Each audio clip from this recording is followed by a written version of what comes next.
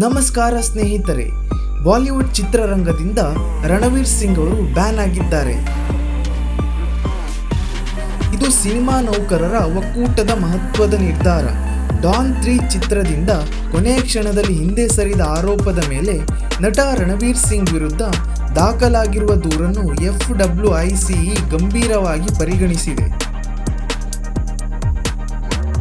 ಫರ್ಹಾನ್ ಅಖ್ತರ್ ಅವರು ಏಪ್ರಿಲ್ 11, 2026ರಂದು ಭಾರತೀಯ ಚಲನಚಿತ್ರ ಮತ್ತು ದೂರದರ್ಶನ ನಿರ್ದೇಶಕರ ಸಂಘದ ಮುಂದೆ ದೂರು ನೀಡಿದ್ದರು.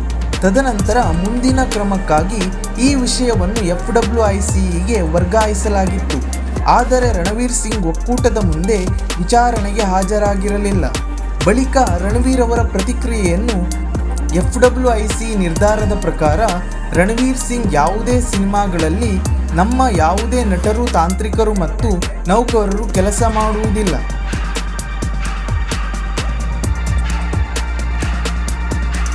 ಅವರು ಬ್ಯಾನ್ ಆದ ವಿಷಯ ತಿಳಿದ ಕೂಡಲೇ ನಮ್ಮ ಕರ್ನಾಟಕದ ತಾಯಿ ಚಾಮುಂಡೇಶ್ವರಿ ದೇವಿಯ ದರ್ಶನ ಪಡೆಯಲು ಬಂದಿದ್ದಾರೆ.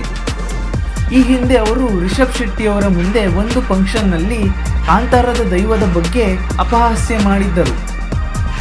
ಹಾಗಾಗಿ ಈ ಬ್ಯಾನ್ ಆಗಿರಬಹುದೆಂದು ಯೋಚಿಸಿ ಹೆದರಿ ತಾಯಿ ಚಾಮುಂಡೇಶ್ವರಿಯ ದರ್ಶನ ಪಡೆದು ಹೋಗಲು ಬಂದಿದ್ದಾರೆ. ಆದರೆ ಏನೇ ಆಗಲಿ, ಈ ಹಿಂದೆ ದುರಂಧರ್ ಪಾರ್ಟ್ 1, ಪಾರ್ಟ್ 2 ಅಂತಹ ಬ್ಲಾಕ್ ಬಸ್ಟರ್ ಇಂಡಸ್ಟ್ರಿ ಹಿಟ್ ಸಿನಿಮಾಗಳನ್ನು ಕೊಟ್ಟಂತಹ ಅವರಿಗೆ ಈ ಪರಿಸ್ಥಿತಿ ಬಂದದ್ದು ನಿಜಕ್ಕೂ ಒಂದು ಆಘಾತ. ರಣವೀರ್ ಸಿಂಗ್ ಅವರನ್ನು ಬ್ಯಾನ್ ಮಾಡಿದ್ದು ತಪ್ಪು ಅಥವಾ ಸರಿ ಅಂತ ಕಮೆಂಟ್ ಬಾಕ್ಸ್ನಲ್ಲಿ ಕಮೆಂಟ್ ಮಾಡಿ. ವಿಡಿಯೋ ಇಷ್ಟ ಆಗಿದ್ದರೆ ಲೈಕ್ ಮತ್ತು ಶೇರ್ ಮಾಡಿ.